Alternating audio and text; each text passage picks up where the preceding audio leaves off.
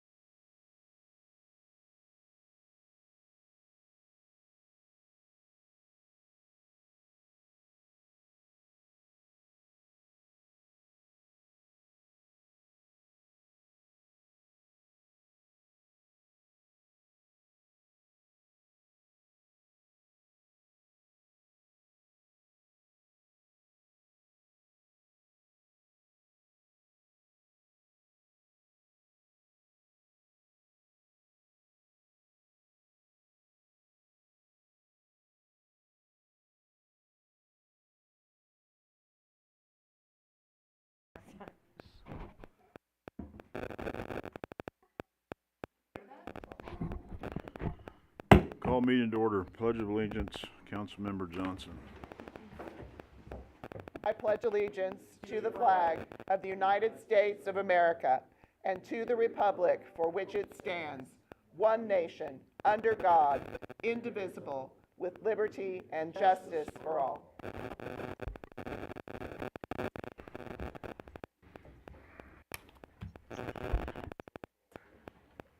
Oh, sorry, roll call, please. Mayor Larkey, Here. Councilmember White, Here. Councilmember Thompson, Here. Councilmember Pryan, Here. Councilmember Davidson, Here. Councilmember Lawson, Here. Councilmember Richardson, Here.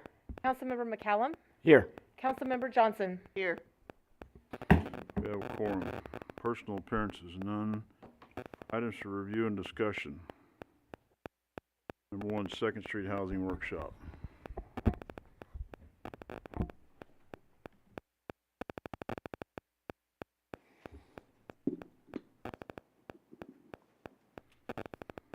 So I'd like to start out with the project going here on 2nd Street. First of all, I want to say is I love the idea, I love the concept. My biggest issue is the 14-foot wide houses. And I brought some pictures here to just kind of show what exactly 14-foot actually appears around the neighborhood, because there's not much that's similar. Well, actually, we're going to start here. We've got, as you can see, 14-foot, not super wide. This is the house on 2nd Street in that division that will be tore down. Here's a one-car garage behind the house here on 2nd Street that is barely under 14 feet. What's going to happen to the house on 2nd Street? We're just going to tear it down. Here's another single-car garage that, I mean, 14 foot, we're not talking much here. Here's another.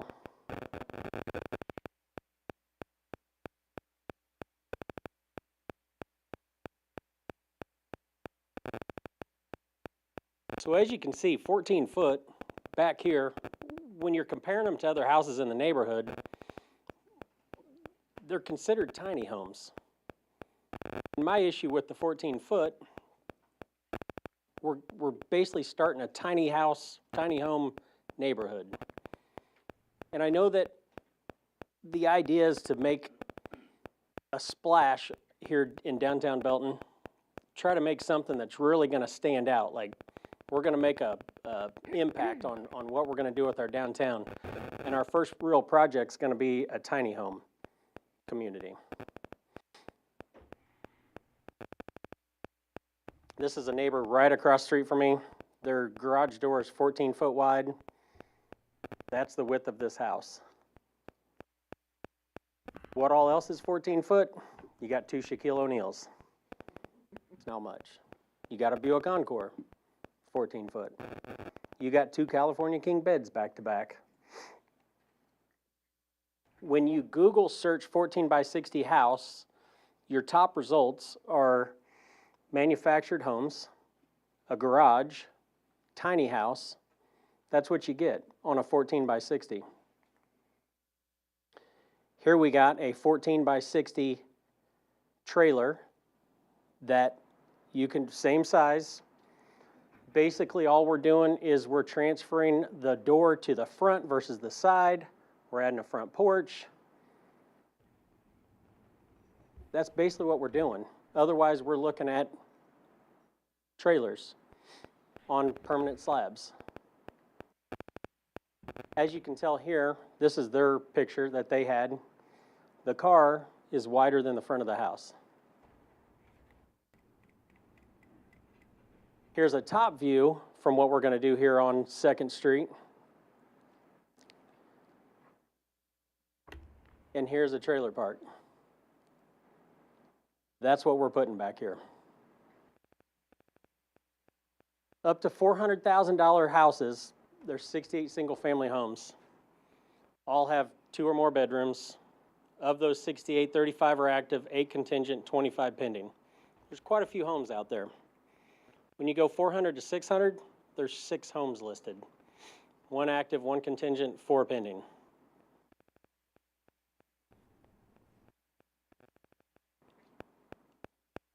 As I would like to say, I'm not against the whole idea. I really want, and I like these guys, I really do. I think they're a good company. I think they really want to put a good quality product out there. I'm not okay with the 14 foot wide. And I'm hoping we can go either 18 to 20 or at least 18 foot wide. I know that Blue Springs has a neighborhood right off their old town, and those houses I believe are 18 to 20 foot wide. They're all 2 stories. Most of them I believe have a basement. And I know originally when this project came down, they were all going to have basements. They were going to do 1 story, some 2 stories with basements. I know that they went back after planning and zoning. They went back and they said, okay, well, we're going to put some, in the first one, they were all 1 stories. They came back with, we're going to put some 2 stories in, but we're not going to put basements. We're just going to put them on slabs. So the slabs now don't have anywhere to get if there's a tornado that comes through. I like the idea of them all having basements. It gives somebody a safe place to go if there is bad weather. But by putting the 2nd story on these houses, the basements are gone. So to me, it's like we're putting safety over, what we're going to do. The idea, the look of them, they look great. I really want them pushed to 18 to 20 foot wide. A little bit variation. I'd like them all to have basements. The 14 foot wide, you're looking at a tiny home. And that's what it's going to be. I want to make a statement with our downtown. Our downtown has a lot of possibilities. And I don't want our first big project to be a tiny home park. And I believe that's what we're doing here. So that's where I stand on it. I like the idea. I like these guys. I think they actually will stand behind their product. I just want a wider house. And I know they're trying to push to get as many in there as they possibly can. But I feel like let's go a little bit wider, make a little bit better product, all have basements, so we got some safety for the people that are actually living there too in case something happens. Thank you. Any questions? Any questions? Thanks. Go ahead. Matt, I'll ask you this question if you don't mind. Can you remind me of the square footage of the two different proposed types?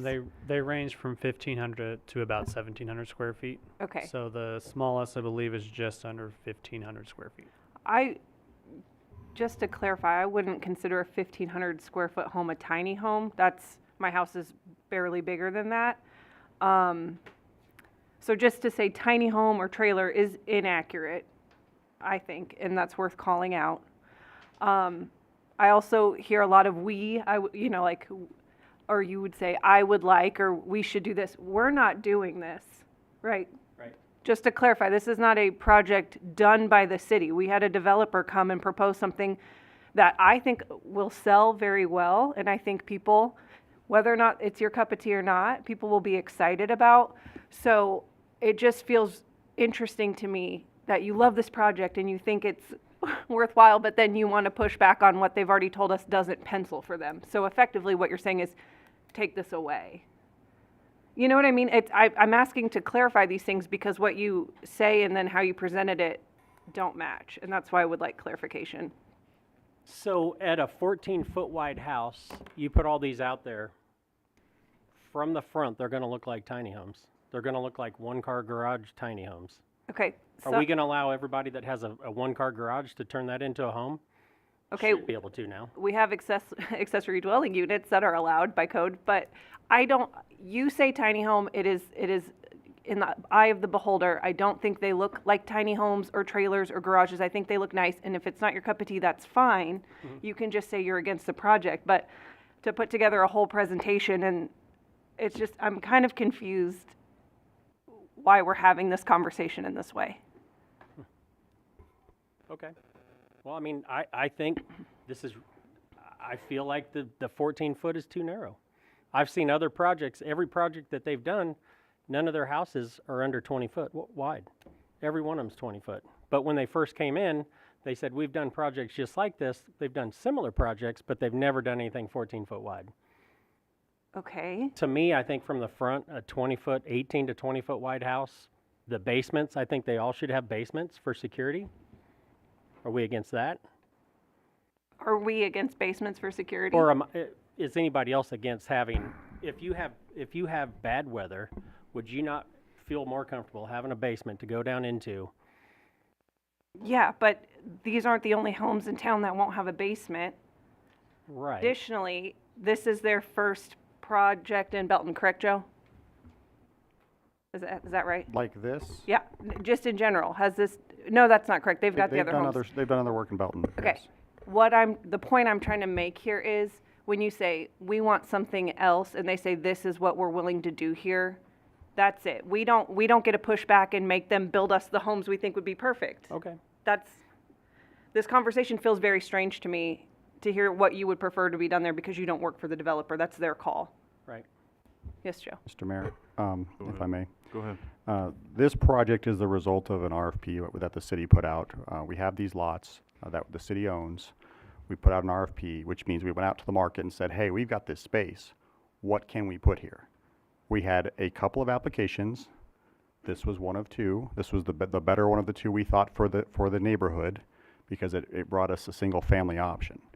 The other application that we got, or the other response to the RFP that we received, was a multi-family, multi-story apartment, essentially. And so the question is not, I don't believe, going to be, can we put 18 to 20 feet wide houses here? The question is, can we put anything here, or are we just going to leave what we have? And so, because we've already gone to the market and said, hey, what can we get? This is what we've got. Yeah. And so it's going to become, the question is going to be, do we want this or do we want to just keep what we have? Well, and Chris, to your point about the house that's existing there, you and I think your wife were working on trying to find a way to move it. I mean, efforts have been made. It's not just. We were, yeah. So that's not proceeding, I'm assuming. I would also like to point out that there is literally apartments a block away from this, in this neighborhood, that don't have basements, that are narrower in unit size than probably the 14 feet, or at least close to it, per unit. There's houses all over town without basements. There's apartments all over town. It would be nice if every house in the Midwest had a basement, but that's out of our purview. We don't get a dream and have it come true, you know? I just wanted to put my view out there, what I felt. I feel like the 14-foot wide houses is not the look that I want to go for downtown. That's me. And that's fine. I feel like if we're going to knock this out, this is our first big project on the old downtown. Let's do it. Let's do it up. Let's make it a splash. Let's let everybody in every other city be like, that's what we want to do.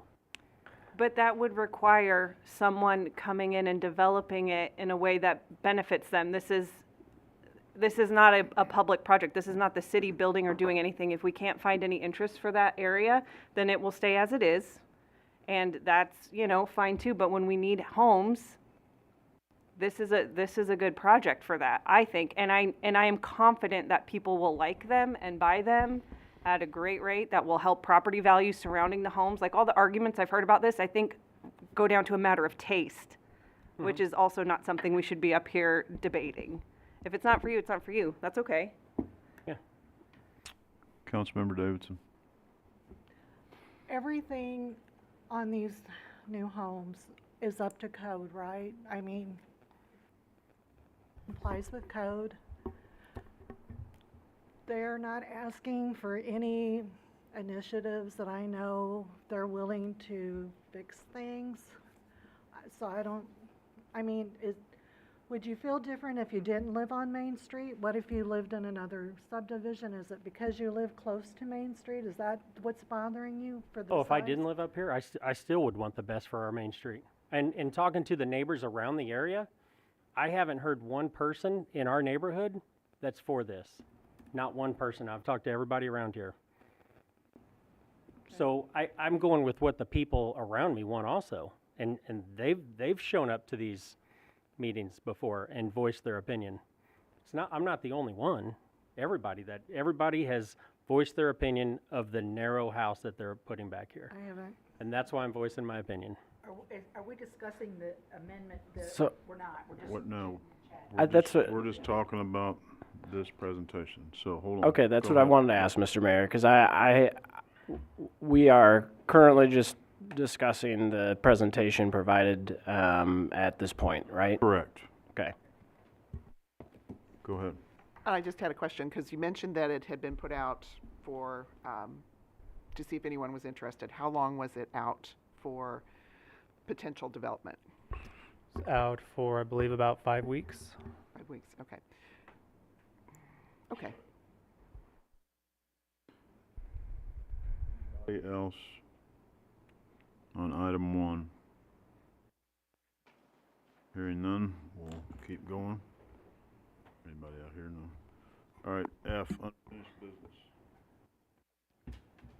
Motion approving the final reading of Bill 2024-33. Oh, sorry.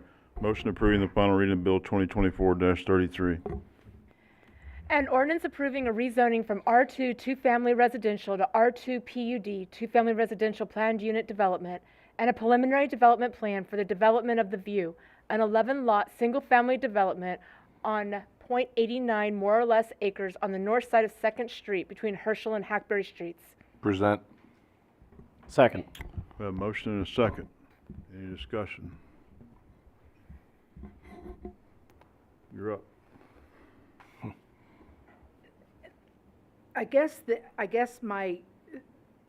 First of all, I want to acknowledge the Elevate has done a wonderful job responding to the questions that we had in traditions and stuff, and I really appreciate you guys doing that. That was very nice, and it kind of solved a lot of my questions about that. And I guess my question is, I know that these are not starter homes, and you know, I don't know if I'm asking you, I don't know if I'm asking Elevate, I don't know who, but are these going to be like a step above starter homes with not builder grade things? And those are all more my personal questions than what we need to have probably answered. But I'm curious, you know, these are going to be not high-end luxury homes, but I don't think they're going to be a spec house either. Is that correct? Or is that something we even need to talk about now, or?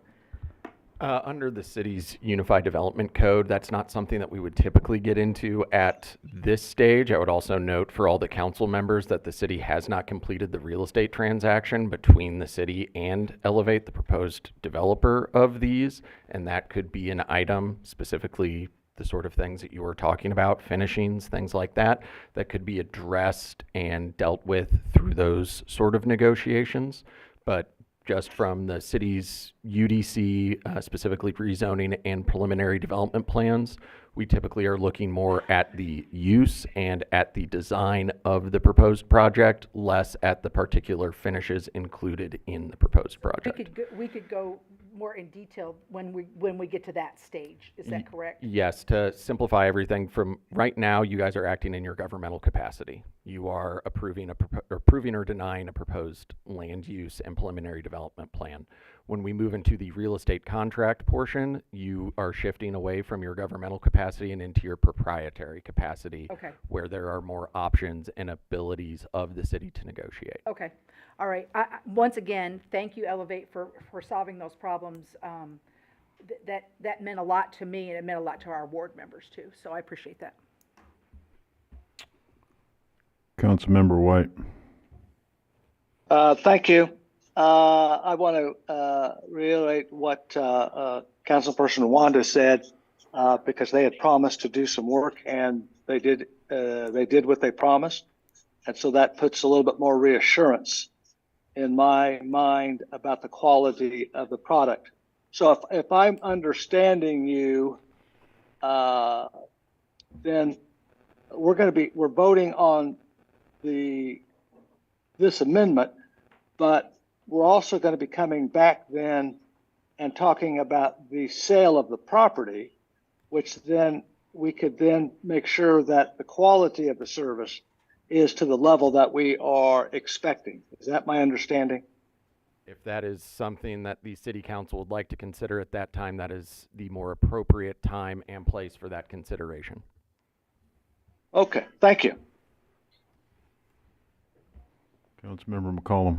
In the event that the current developer that has provided this proposal is not willing to meet the proposal of the proprietor proposal, as Patrick called it, of the struggling with my words right now, of the quality of materials at that time, then this would still be rezoned, and a different developer could potentially come and pick up the idea, right? Yes, it would be rezoned. Rezonings don't change automatically. We don't take it back. And additionally, yes, you are correct that the city, under this proposed zoning and proposed preliminary development plan, could find a different developer to proceed with that work. And if I remember correctly, this is one of the, I know there's more to it than just this, but the big difference here is that, in theory, someone could come in and put 10 houses on those plats the way it's currently platted right now, and they're essentially looking to spread it out to 11. That's correct. There are 12 24-foot wide lots on here right now, but the 2 corner lots are unbuildable with the current setback requirements. Is there anything, wow, that's probably not how I want to word this. What can we do? Is there anything we can do to prevent these from becoming rentals? That is, again, not something typically within the governmental purview of the city. I would note that that's also a legal opinion that I'm not prepared to answer tonight, because it's not one that I've been asked ever before. But what I can go ahead and do is I'll research that topic and get back to the city council as soon as I can. Go ahead. I'll, Are you done?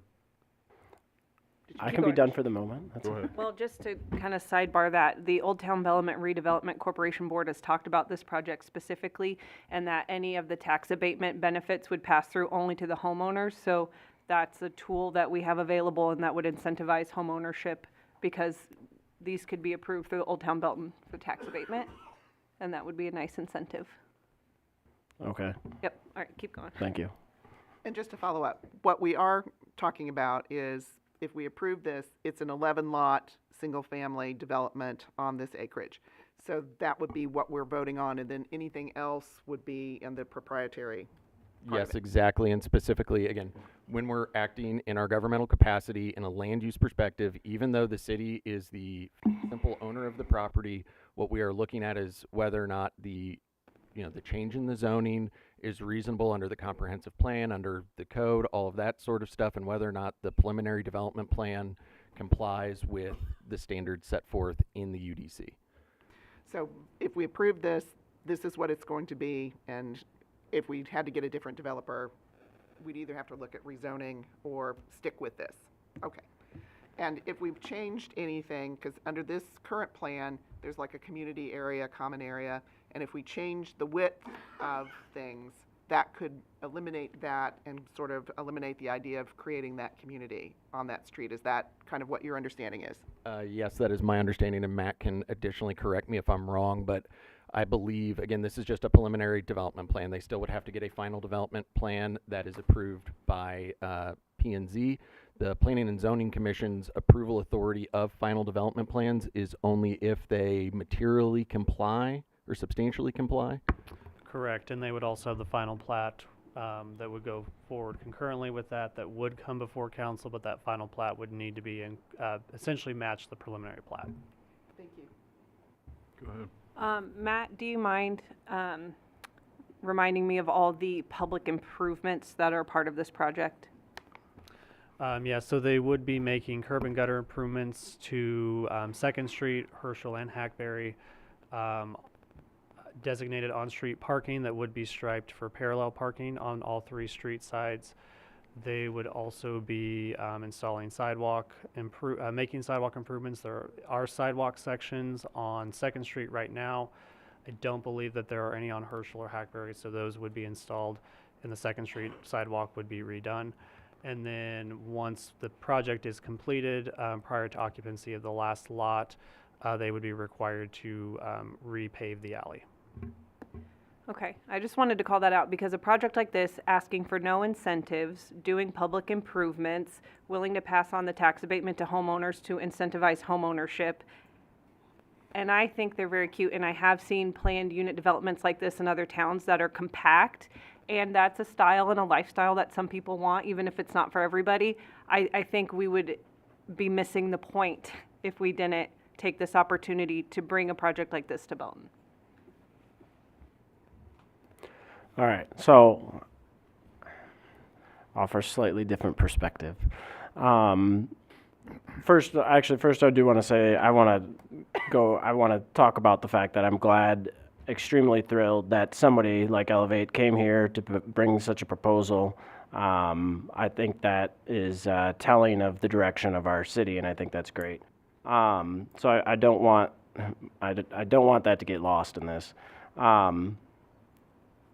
I heard 2 comments from residents. So I went back and I watched the Planning Commission meeting. I heard 2 comments from residents that really kind of resonated with me. One was that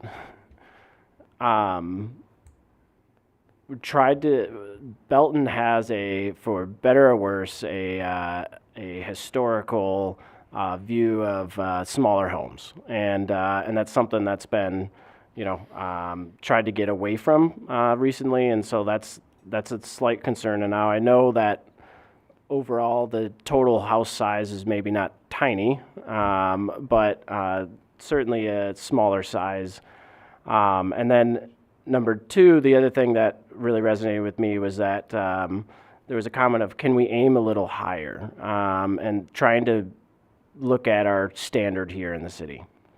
And so those 2 things kind of made me think, one, what were these going to do in terms of selling, or in terms of what would they be value-wise 20 years, 30 years from now when this housing bubble pops? And 2 is the lack of I just know we've talked about parking here with other developments, and 2-car garages are a heck of a lot more appealing, I think, to a lot of residents and people, because garages are not usually used for only cars, and then the basements. So that's kind of where I'm leaning on this is that the project itself and what Elevate brought is not a poor plan, just that we have some, I guess, more potential.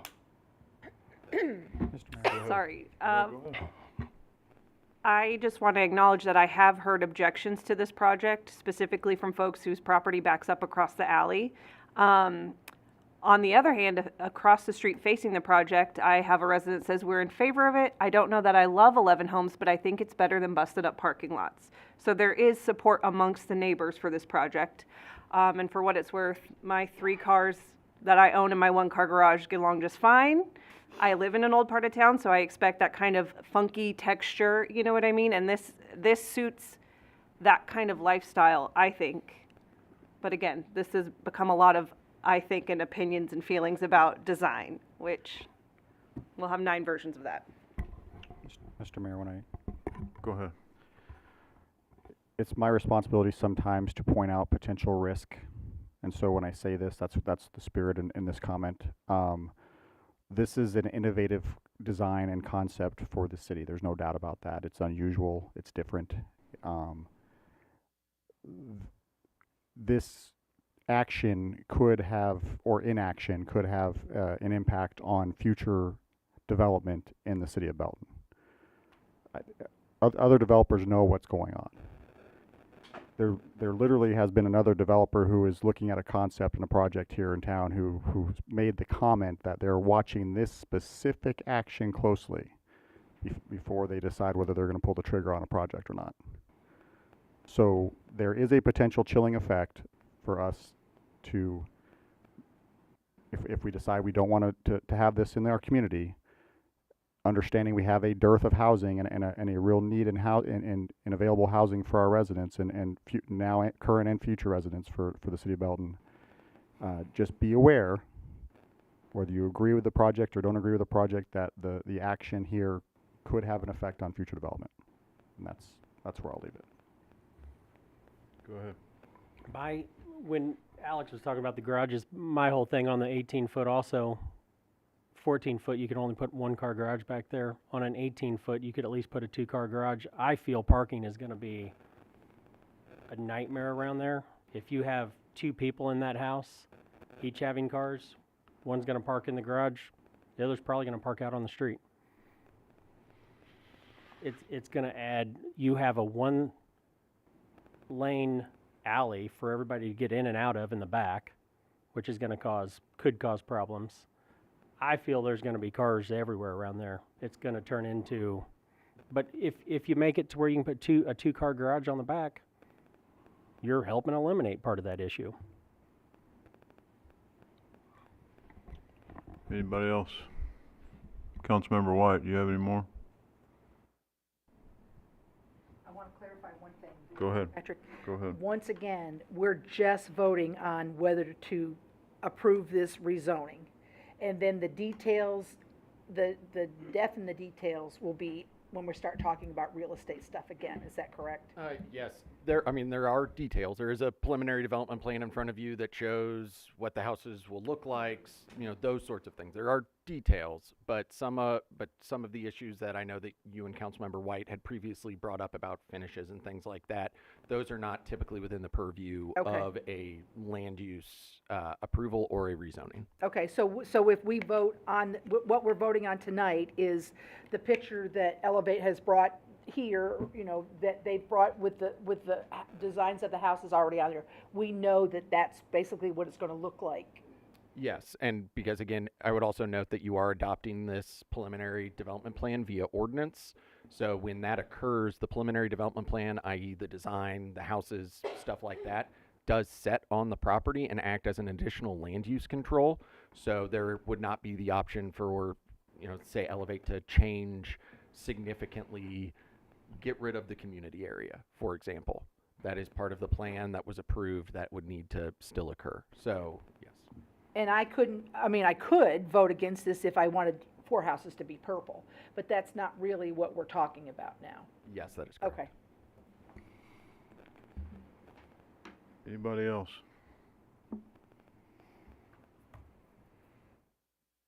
Hearing none, roll call. I would remind everybody to please talk into your microphones. That way Brett will be able to hear you. Councilmember Lawson, Aye. Johnson, Aye. Thompson, Yes. Richardson, No. Pryan, No. McCallum, No. Davidson, Yes. White, Aye. Mayor Larkey.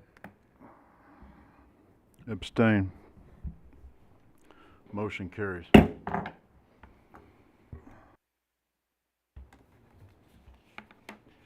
Item 2, motion approving the final reading of Bill 2024-35. An ordinance approving the Belton, Missouri Police Department Municipal Jail 2024 housing contract for inmates of the Grandview, Missouri Police Department. Present. Second. Have a motion and a second. Any discussion? Hearing none, roll call. Councilmember Pryan, Aye. Davidson, Yes. Thompson, Yes. White, Aye. Johnson, Aye. McCallum, Aye. Lawson, Aye. Mayor Larkey, Yes. Richardson. Aye. Motion carries. 3, motion approving the final reading of Bill 2024-36. An ordinance amending Chapter 2, Article 3 of the Code of Ordinances, City of Belton, Missouri, to create the Belton Emergency Management Department. Present. Second. Have a motion and a second. Any more discussion? Go ahead. Actually, a question, probably for you. Will there be any volunteer positions related to this department now that, well, it'll be its own standing thing? Like, will we need extra support or potential volunteers? I think the design of the department, whether we has volunteers in the future or not, I think would be up for discussion once we get a new director in place who brings a layer of expertise and an understanding of what we need for Okay. this type of operation. Thanks. Anybody else? Hearing none, roll call. Mayor Larkey, Yes. Councilmember Johnson, Yes. Pryan, Aye. White, Abstain. Richardson, Aye. McCallum, Aye. Lawson, Aye. Thompson, Yes. Davidson. Yes. Motion carries. New business, motion approving the first reading of Bill 2024-37. An ordinance approving the 21st Amendment to the Old Town Belton redevelopment plan to approve the 620 4th Street project as redevelopment project 2024-2 and to authorize tax abatement as described therein. Present. Second. A motion and a second. You're up. Thank you, Mayor, members of the council. The item in front of you this evening is an ordinance approving the 21st Amendment to the Old Town Belton Redevelopment Corporation. The applicant and the owner of 620 4th Street is requesting project approval of an investment of $28,550 in improvements that have been split between the foundation and the interior-exterior remodeling. It's anticipated property taxes, or there's an estimated property tax with these improvements that could increase from roughly $1,000 annually to $2,150 annually, and this project does qualify for the 90% 10-year abatement period. While the board did approve or recommend approval for the project, there was some significant discussion. If you look through the application, the project is divided pretty significantly between some pretty major structural improvements that need to be made to the home. The home itself was originally built, I believe we looked back into like the 1890s. Still has a stacked limestone foundation. The foundation itself is in a pretty poor state, and so the homeowner, that purchased the home, one of the first things that they'll need to be doing is resetting a beam as well as resetting that foundation. As the policy is written for the Old Town Belton board, it really does divide at an investment level. The investment has to be divided 50% exterior, 50% interior. Now, the policy does allow and have some leeway for structural items like this. It also gives a little bit of leeway for the board members and the council in saying that 50% division has to be approximately 50%. And so as we were looking at as the board was discussing some of the items, one of the things we talked about was, could the structural items be considered exterior items with that foundation really playing a major role in the foundation of the entirety of the home? Could that be counted towards part of the exterior as well as then some of the interior work that could be completed?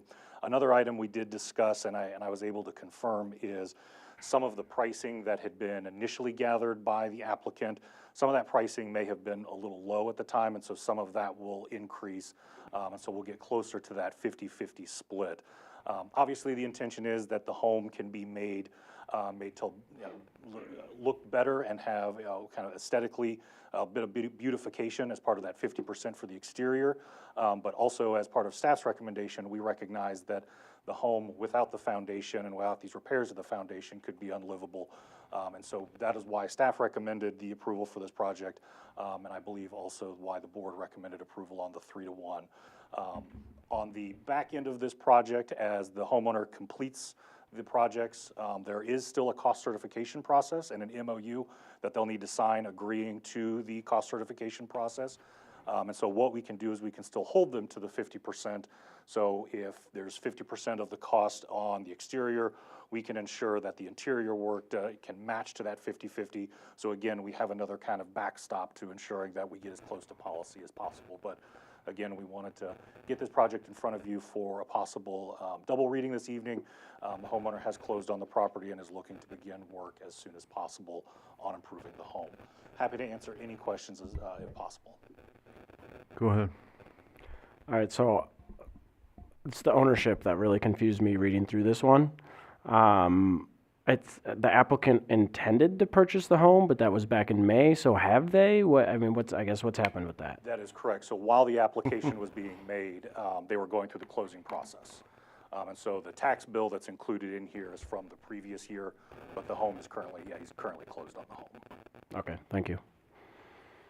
Go ahead. I drove by this house today, and it'll be really cute when you get done with it, and it's gonna make a big improvement in that whole group of houses right there. Having been one of the people that has done this project, it's nice to see people making themselves to it, so I appreciate that. Go ahead. I'll just say I was the nay vote, but I agree that it works in the spirit of the program, and I would like to see it pass tonight. And as a board, we will be revisiting some of the particulars of the policy and fine-tuning that 50-50 and how we qualify it. I'm excited about the investment in Belton, so thank you, sir, for buying the house and fixing it up. But mine was sort of a procedural nerdery when I said no. Anybody else? Quick question, is that 50-50 a state statute? No, that is not state law. That is something that just purely comes from the policy. I would also note, kind of like Mike did, policies are policies, they aren't laws.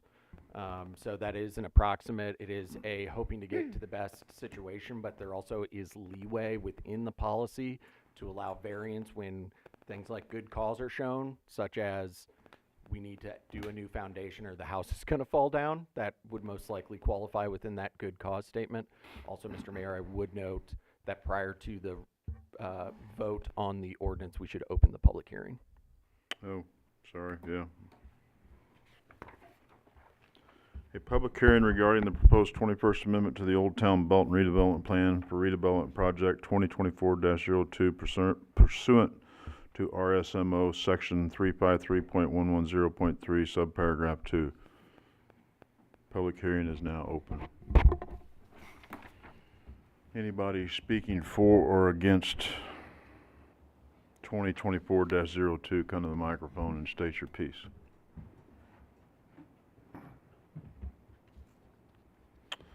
Again, public hearing for 2024-02 is open.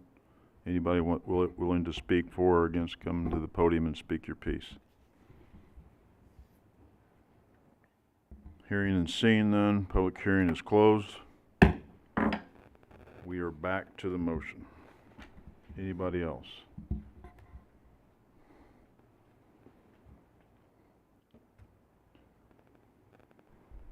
All in favor of 2024-37? Aye.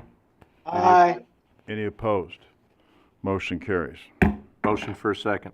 Second. Second. We have a motion for a second and a second. We have a motion and a second for a second reading. Any discussion on the motion for a second reading? Hearing none, all in favor? Aye. Aye. Sorry, I forget. Any opposed? Motion carries. Motion approving the second reading of Bill 2024-37. An ordinance approving the 21st Amendment to the Old Town Belton redevelopment plan to approve the 624th Street project as redevelopment project 2024-2 and to authorize tax abatement as described therein. Present. Second. We have a motion and a second. Any more discussion? Hearing none, roll call. Councilmember Richardson, Aye. Thompson, Yes. Pryan, Aye. Davidson, Yes. Johnson, Aye. White, Aye. Lawson, Aye. McCallum, Aye. Mayor Larkey. Yes. Motion carries.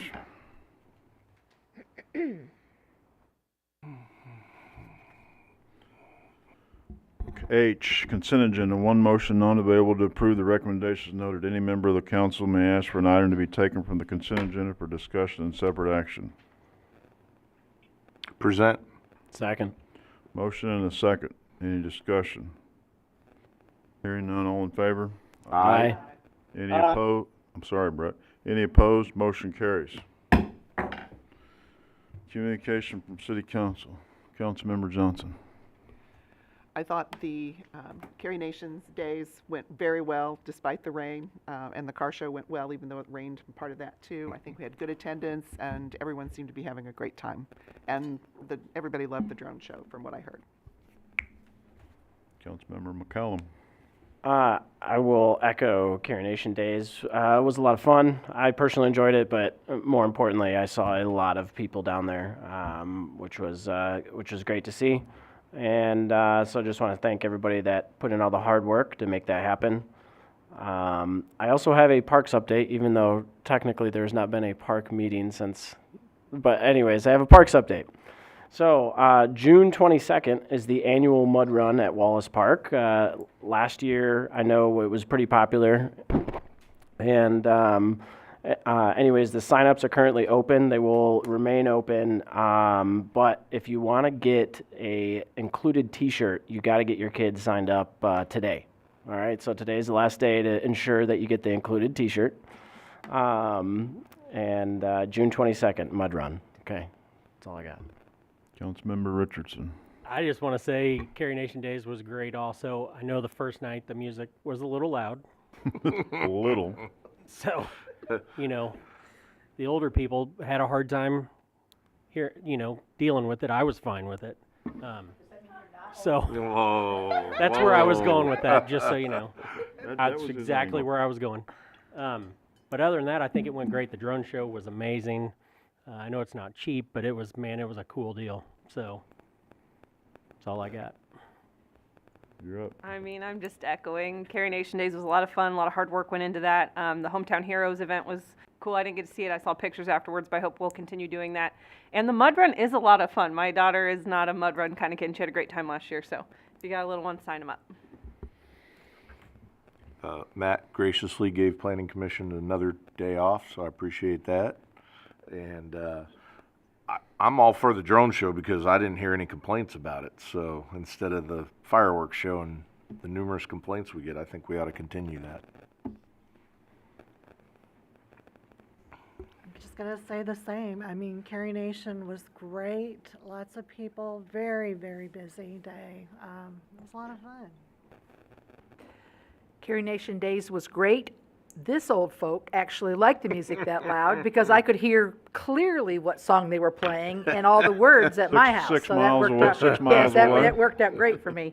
I went to the Missouri Municipal League training thing this week, and it looked like I had been in a bar fight, and not one person of the 400 and some odd people there asked me what I had done. 'Cause I So threatened I them thought all. that was all, they practiced their political Threatened them all. Well, you did tell them ahead of time. They practiced their political correctness apparently to the letter because not one person asked me. But I learned a lot. I got scared a lot. I took volumes of notes. I know now that I'm going to add an umbrella policy to my insurance now that when I think about some of the things that they talked about, they lawyered me to death. And then FEMA came on, which acronymed me to death. So, but it was a very interesting, hanging with the mayor and Councilman White is also an interesting event for 2 days. So, but I had a great time. I learned a lot. I got 8 hours towards my 16 hours of certification which I don't know what any of that means, but I have half of it done. So it was fun, and I appreciate it. Councilmember White. We will be hosting a Ward 4 meeting on Monday. And so please, if come, we want to hear from you. And I'm getting ready to board a plane headed home. So I'll be signing off here shortly. That's Monday, June 17th, correct? What time? Yes. That's Memorial 7 Park, p.m. 7 o'clock. 7 Yep. p.m. at And there Memorial may be Station. snacks. I don't have a lot. Like everybody said, Carrie Nation Days was excellent. Did you extract any numbers yet? Okay. So yeah, it was good. I laid in bed and listened to the music to every. I'd had some surgery the day before, so I was home, but I could hear the band. So that's all I got. City Manager. Mayor and Council, we did get some numbers. I know Brian pulled some numbers on Placer AI on the Carrie Nation Days. About 5,200 people were over the course of the 2 days, which is very similar numbers to what we had the previous year on the 4th of July event. So the numbers were comparable. And if you also can consider that on Friday night, we had a bunch of rain all day Friday, and so that probably had a negative impact on the attendance on the Friday event. So by statistical measure, I would say it's an unqualified success. Let's put it that way. The only other thing I have for everybody is you might see in your agenda and in your packet that we included boards and commission minutes this time, and that's something we're going to start doing moving forward. I like the idea of making sure that you guys are aware of the work that's being done by all of our subsidiary boards and commissions. Not that you're not paying attention. I know that we have representatives on a lot of those boards and commissions that sit on this council, but this, I think, just highlights the work that's being done and also draws attention to it from a public perspective. Some people see these agendas and look through these packets that are not here, that are not part of staff, not part of the council, that are just in the public, and it helps to just highlight some of the work that's being done by all of these boards and committees and commissions that we have here at the city. So just want to point that out. I'll just add I appreciated that being in there. So Just to note that some of these are dated kind of old. They only meet when necessary, so that's why they're like the 2021. That's probably the last time that meeting's met. So I also, and on that note, I just want to add that that's how they're going to come to you guys in this, is after they're approved. So sometimes you might, if it's a committee or commission that only meets every once in a while, it could be well removed from the actual meeting because we'll wait for it to be approved before we actually put it in the minutes or put it in the agenda here. I have a question. go ahead. Because we're growing and we're growing, do some of these organizations need to meet more often now that, or are they not? I think that if they are needed, they are. I know some of them. Well, some of them have standing meetings. Some of the newer ones, and they don't meet every time because they just don't have the items on the agenda to discuss, and so they'll postpone the meeting or cancel the meeting. Yeah. You want to put your legal spin on a couple of those? Yeah, for example, like I'll just note the first one, the Industrial Development Authority Board. The IDA board is an incentive kind of greening mechanism. It's a very old one. It was established in the 60s. Every city has them. Outside of some of the larger cities like Kansas City, they're not really utilized all that often. So that is, for example, a board that's just, it's only there for when it's needed. Okay. It's not a, hey, let's have them come in and sit down for an hour and talk about what projects they're not doing. So for a lot of those, that's kind of more the issue, is that there's just nothing within their purview to discuss. Councilmember White. I'm signing off, so see you all later. All right, be safe. All right, where are we at?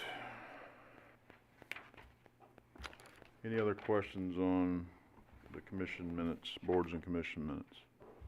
All right, items to review and discussion. Item number 1, Oates Daily Bus Agreement, Senior Center. Thank you, Mr. Mayor. Good evening, City Council. The Oates Bus provides daily transportation for seniors to and from the Senior Center. The daily transportation contract is a separate contract from the weekly shopping contract that you recently approved. The two contracts are not related, they just both happen to be with Oates. The city has had a contract with Oates for daily transportation since 2018. Oates bills the city per driving hour, and the city currently pays all the costs of the service. Each year, MARC has provided a transportation reimbursement as part of the MARC Senior Center grant, a portion of the reimbursement. Our riders are from Belton and from Raymore. There are 11 individuals who are signed up for the service. Each day, there are 2 or 3 individuals who use it, and Tuesdays and Fridays, there's 4 to 7 individuals. Tuesdays are bingo, Friday is craft and party day, so those are very high attendance days. Around this time each year, I receive the Oates contract for renewal for the following year, which starts July 1. Historically, the Oates hourly cost has increased each year by $1 to $5 an hour, and those increases have been within our budget. Oates receives a federal rural transportation grant, which allows the cost of service to remain for the city between $30 and $35 an hour, which you'll see up there on the spreadsheet. Oates was informed that Belton and Raymore are now considered urban, and they're no longer able to get that rural transportation grant for our services.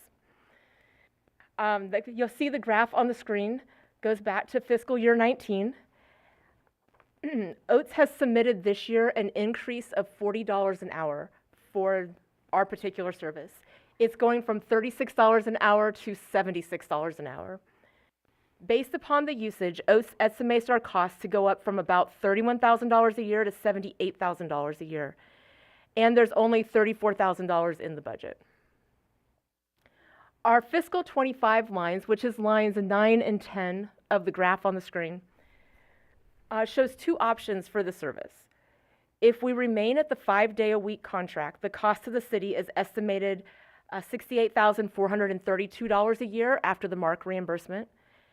If we reduce the service to 2 days a week, which would be Tuesdays and Fridays, our high attendance days, the cost to the city is estimated at $37,424 a year after the MARC reimbursement. While that's still over our budget of $34,000, it's much closer to our budget. Over the past year, Peggy, the Senior Center Coordinator, has been in conversation with West Central. They offer a free transportation program called New Growth Transit. Peggy is here with me this evening, and she's currently been recommending the New Growth Transit services to our seniors who need extra rides.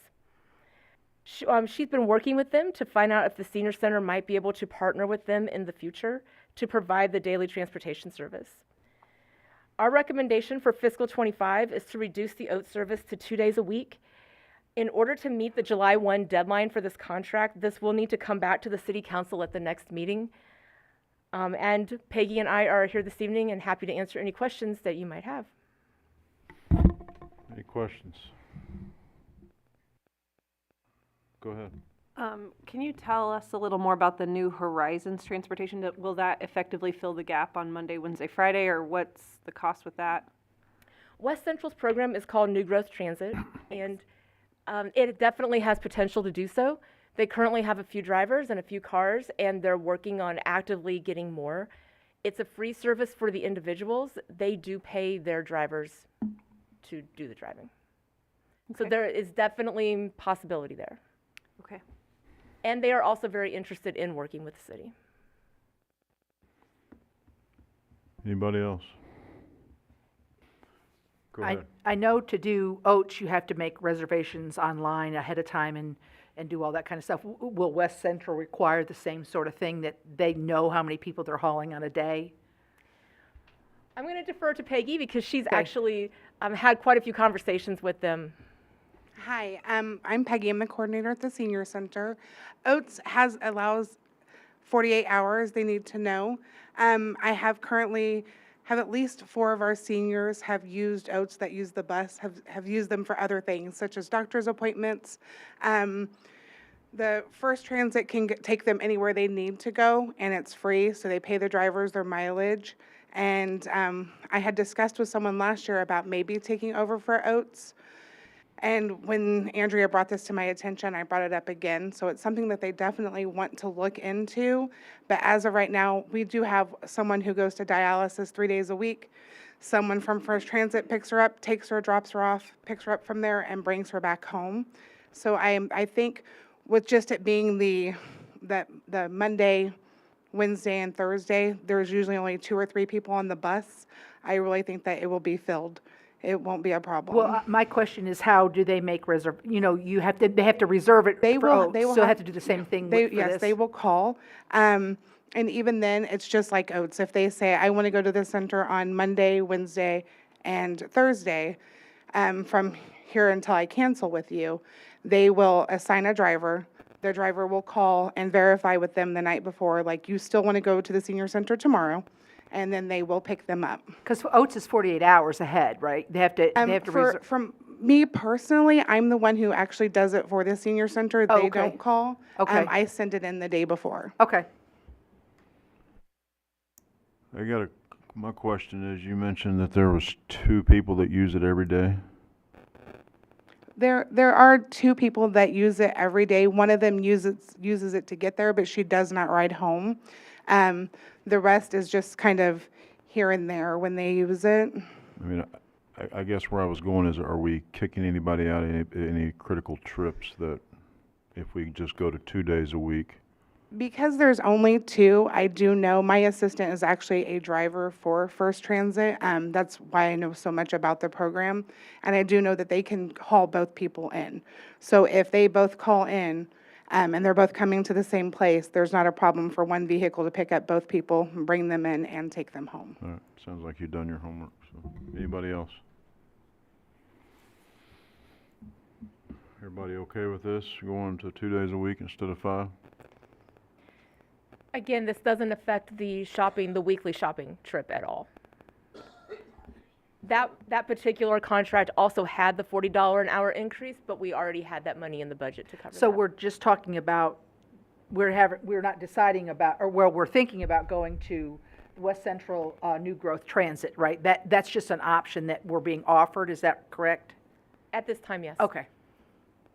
And the Oats contract for the daily service will be brought back to the next meeting. Okay, perfect.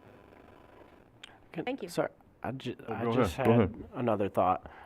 Is it possible to use the West Central in lieu of Oats completely?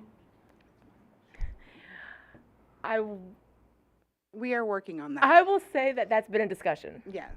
I don't think it could happen by July 1. No. I don't think West Central's in a place to let that happen by July 1, but that is a conversation that we're having. I could see that in the future. Okay, thanks. Anybody else? Thank you. Okay. Number 2, comprehensive plan update. Yeah, the Comprehensive Plan Steering Committee has been meeting since last July, and they met last night for a final meeting to review the draft chapters and goals of the plan. Drafts of the future land use map and the housing and neighborhoods chapter are already available on the Comprehensive Plan website, which you can access through the community development page on the city's website. The remaining draft chapters, which there are 7 additional chapters, will be posted on the website over the next few weeks as they are revised for public review and feedback. Confluence will be holding open houses on Thursday, June 27th at Meet Me on Main, which is at 515 Main Street behind the chamber. There will be afternoon open house sessions for both the North Scott corridor and Old Town, followed by a community-wide open house in the evening. The times on those will be, and we'll have additional information posted on the website and on social media this week. The North Scott corridor open house will be 1 to 3 that afternoon. Old Town is 3 to 5 that afternoon, and then the community-wide open house is 5 to 7. Anyone is welcome to attend any or all the open houses. It's just the North Scott and the Old Town will be more specific to those sub-areas. If you're not able to attend the open house, you can still provide public comment on the Comprehensive Plan website on any of the draft chapters or the future land use map. After the open house, Confluence will make any needed revisions to the plan based on feedback that they receive. And then a final draft will be presented to the City Council as a work session topic on July 9th, which we will also invite the Planning Commission to attend that meeting and participate in the discussion with Confluence and the Council. The goal is to present the final comprehensive plan for approval at the August 6th Planning Commission, which will include a public hearing prior to consideration for adoption. Per state statute, the Planning Commission has the authority to adopt the comprehensive plan. However, we will also bring the plan forward to the City Council for formal adoption in August. Any questions? Brett's gone. All right. Hearing none. Number 3, Sunset Hills third plat. Yep, staff is currently reviewing an application for rezoning preliminary development plan and a preliminary plat for Southview Residential, which was a replat of Sunset Hills third plat. Sunset Hills third plat previously was approved in 2021. The 2021 plan was for 27 single-family lots. Over the past 3 years, North Point has experienced challenges with selling the property due to the financial challenges of developing the infrastructure for only a 27-lot subdivision. This new application is for a planned unit development, which will have 41 single-family lots intended to be sold for home ownership. As part of the PUD, reductions in the minimum lot size, width, and side setbacks are proposed. These requests are similar to the same standards that were approved as part of the Tradition subdivision, which allowed for smaller lots with reduced side setbacks. As part of that request for those reductions, staff has requested more details on the home designs, as well as enhanced landscaping in the front yards to offset the reduction in those lot sizes and setbacks. We have sent out notice for a neighborhood meeting that will be held on next Thursday, June 20th at 6 o'clock in the council chambers. That notice was mailed to property owners within 300 feet of the property last week. And then this request is anticipated to go before the Planning Commission for their consideration at a public hearing on Tuesday, July 16th, and then will be presented to the City Council at a later date. Any questions? Go ahead. I heard you. Okay, 300 or 350 feet, whatever the number was you just gave for the resident letter that went out. Correct. I got a question already, as there's supposedly not everybody's getting it. Is that just timing in the mail, or do we know why that would happen? We did mail all those notices last Thursday or Friday. I can go pull the mailing list, but we did mail notices to all those, so it could be delay in the mail, but we did mail those notices. Let me do my homework, and then I'll get back to you on that. Okay. Anybody else? Hearing none. I would entertain a motion to enter an executive session, discuss matters pertaining to legal actions according to Missouri State Statute 610.021.1, pertaining to leasing, purchase, sale of real estate according to Missouri Statute 610.021.2, pertaining to negotiated contracts according to Missouri State Statute 610.021.12, and the record be closed and the meeting adjourned from there. Present. Second. We have a motion and a second. Any discussion? Hearing none, roll call. Roll call. That was right. Councilmember Pryan, Aye. Davidson, Yes. Thompson, Yes. Johnson, Aye. McCallum, Aye. Lawson, Aye. Mayor Larkey, Aye. Richardson. Aye. Motion carries.